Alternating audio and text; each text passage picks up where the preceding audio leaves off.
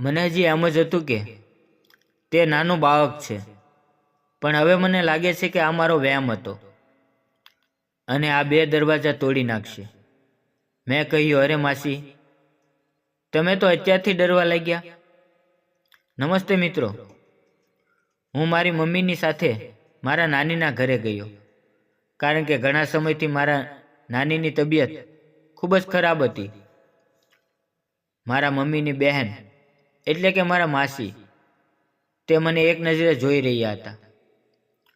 મારા હિસાબથી તેની ઉંમર લગભગ 21 વર્ષની હશે અને તે ખૂબ જ ખૂબસૂરત પણ હતા. તે મને હસતા હસતા કંઈક ઈશારા પણ કરી રહ્યા હતા, જે મારી સમજમાં આવતા નહોતા.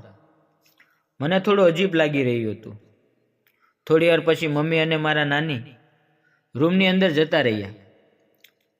પછી માસી મારી પાસે આવ્યા અને મારા ગાલ પર પુચ્ચી કરીને બોલ્યા, અરે ભાવેશ, તું તો ઘણો મોટો થઈ ગયો છે. અને તે પણ ખૂબ જ મોટો થઈ ગયો હશે. હું વિચારવા લાગ્યો કે માસી મારી સાથે આ કેવી વાત કરે છે. માસીએ કહ્યું, શું તું એક ચીજ જોવા માંગે છે? મેં કહ્યું, શું? તો માસી બોલી, અત્યારે નહીં, જ્યારે ઘેરે કોઈ નહીં હોય ત્યારે હું તને મારા રૂમમાં લઈ જઈને તે બતાવીશ. મિત્રો, આમ તો હું પૂરા 18 વર્ષનો થઈ ગયો હતો, પરંતુ મારા માસી મને હજી નાનું બાળક સમજતા હતા. લગભગ 3-4 મહિના પહેલાં મારા માસી મારા ઘરે આવ્યા, ત્યારથી હું તેની સાથે આનંદ કરવાનો વિચાર કરતો હતો. એક દિવસ સવારમાં હું બાથરૂમમાંથી નાહીને બહાર નીકળ્યો તો માસી મને જોઈને બોલ્યા, અરે ભાવેશ, તું તો હજી છોકરો છે, પણ છતાં તારા મસલ ખૂબ જ તંદુરસ્ત છે. મેં માસીની સામે જોયું અને શરમાતા શરમાતા મારા રૂમમાં જતો રહ્યો. જ્યારે પણ પાછી મને ઘરે એકલો જોતી તો તે મારી સાથે મજાક મસ્તી અને મશ્કરી કરવા લાગતી. તે મને તેના રૂમમાં લઈ જતી અને ઓવાલી મસ્તી કરવા લાગતી. મને પણ આ બધું સારું લાગતું અને ક્યારેક ક્યારેક હું પણ દબાવી દેતો. ત્યારે માસી કહેતા કે ભાવેશ, તને કેવું લાગે છે?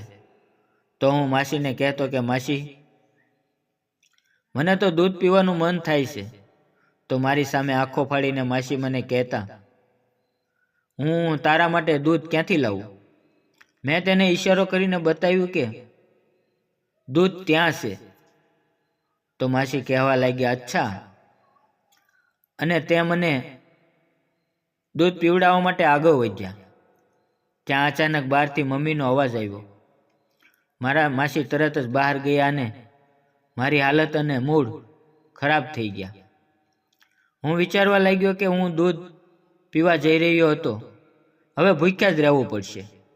હું પણ બહાર આવી ગયો તો મારા મમ્મી કહેવા લાગ્યા કે ભાવેશ, તું પણ તારી માસી સાથે માર્કેટ જા અને થોડાક સામાન લઈને આવ. હું માસીને સાથે લઈને બજારમાં ગયો. માસી એક લેડીઝ કપડાની દુકાનમાં ગયા. હું તેની પાછળ ગયો. મારા મનમાં હજી પણ મજાક કરવાની વાત ચાલી રહી હતી. માસીએ લેડીઝ ગંજી બતાવીને કહ્યું, ભાવેશ, આ કલર કેવો છે? મેં કહ્યું, માસી, પહેરવાનું તમારે છે, તો હું કઈ રીતે બતાવું? તો માસી કહેવા લાગી, અરે બતાવ તો ખરો. મારે જોવું છે કે તારી પસંદનો કલર મને સારો લાગે છે કે નહીં. મેં કહ્યું, માસી, આ નહીં, પહેલો કલર તમને સારો લાગશે. દુકાનવાળો અમારા બંનેના ચહેરા જોઈ રહ્યો. માસીએ થોડા કપડાં લીધા અને થોડો બીજો સામાન પણ લીધો. પછી અમે ઘરે આવી ગયા. મેં રસ્તામાં માસીને કહ્યું, માસી, તમે મને દૂધ ના પીવડાવ્યું. તો માસી કહેવા લાગ્યા, હું તને દૂધ તો પીવડાવત, પણ તારા મમ્મીએ મને બોલાવી લીધી. સાંજે અમે બધા સાથે જમવા બેઠા. હું વિચારી રહ્યો હતો કે મને માસીના રૂમમાં સૂવાનું મળી જાય તો આજે ખૂબ જ મજા આવી જાય. હું તેની સાથે ખૂબ જ એન્જોય કરીશ. હું હિંમત કરીને બોલ્યો, માસી, આજ હું તમારા રૂમમાં સૂઈ જાઉં? કારણ કે આજે વરસાદ ખૂબ જ છે અને વીજળી પણ થઈ રહી છે, એટલે મને એકલા સૂવામાં ડર લાગે છે. તો મારા મમ્મી બોલ્યા, ભાવેશ, તું કેવી વાત કરે છે? અત્યાર સુધી તો તને ડર લાગતો નહોતો. મારા મમ્મીની વાત કાપતા માસી બોલ્યા, હા ઠીક છે, તું મારા રૂમમાં આવીને સૂઈ જજે. હું ખૂબ જ રાજી થઈ ગયો અને મારા મનમાં લાડવા ફૂટવા લાગ્યા. હું મારા માસીની સાથે તેના રૂમમાં ગયો. મેં માસીને કહ્યું, તમને યાદ છે કે ભૂલી ગયા? તો માસીએ કહ્યું, શું? મેં કહ્યું, તમારે મને દૂધ પીવડાવવાનું છે. તો માસી કહેવા લાગી, અરે હા, સોરી, થોડી રાહ જો, હું દૂધ લઈને આવું છું.